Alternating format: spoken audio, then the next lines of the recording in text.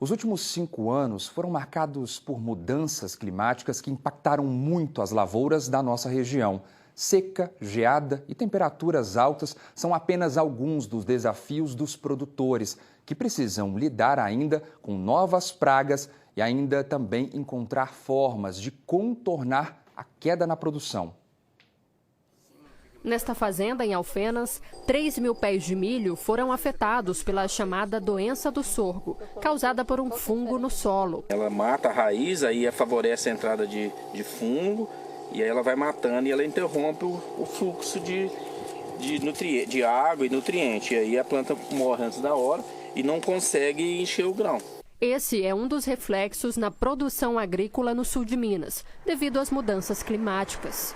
Realidade que não vem de hoje. Em 2020, produtores de café sofreram com os impactos da falta de chuvas. No ano seguinte, frio intenso e forte geada. Em 2022, chuva excessiva no período pré-colheita, o que atrapalhou a reprodução da planta.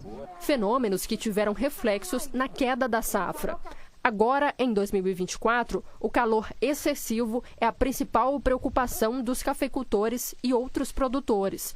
Afinal, existe o risco de perdas de produtividade. Então, se sobe 1 grau, 2 graus de temperatura, as doenças que atacam o café, elas mudam e muitas vezes o próprio assistência técnica não está preparada para aquela doença que tem. Sabe que tem, mas às vezes ela não é importante.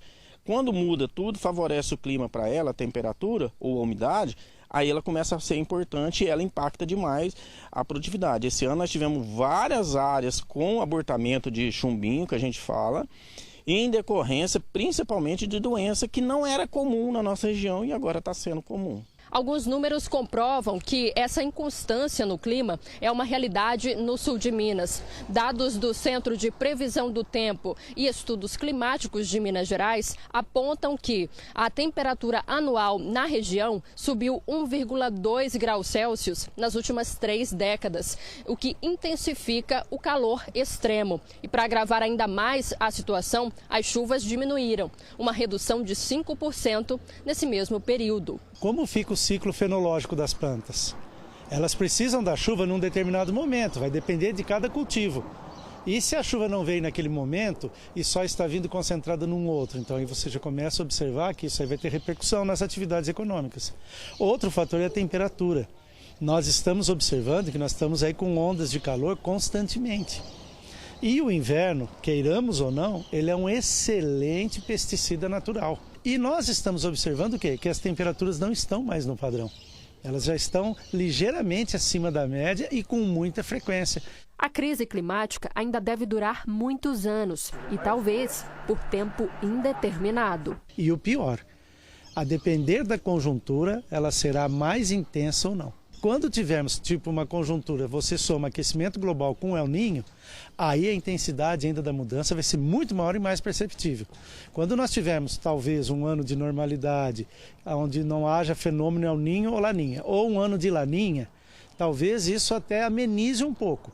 Mas daqui para frente, doravante, agora a realidade é essa, infelizmente. E neste cenário, todos saem prejudicados, inclusive os animais. As mudanças climáticas, elas acabam impactando nos habitats naturais, né? Consequentemente, a degradação da biodiversidade, dos recursos naturais e acabam levando à extinção de várias espécies. No geral, o poder público pode sim investir na recuperação de habitats naturais, pode também investir na educação ambiental, né? Conscientização da população de descarte correto de lixo. Os produtores precisam se adaptar a essas mudanças, algo que pode ser feito em parceria com a Emater, que desenvolve alguns projetos. Onde a gente está aproveitando as entrelinhas do café para plantar diferentes espécies que são companheiras do café.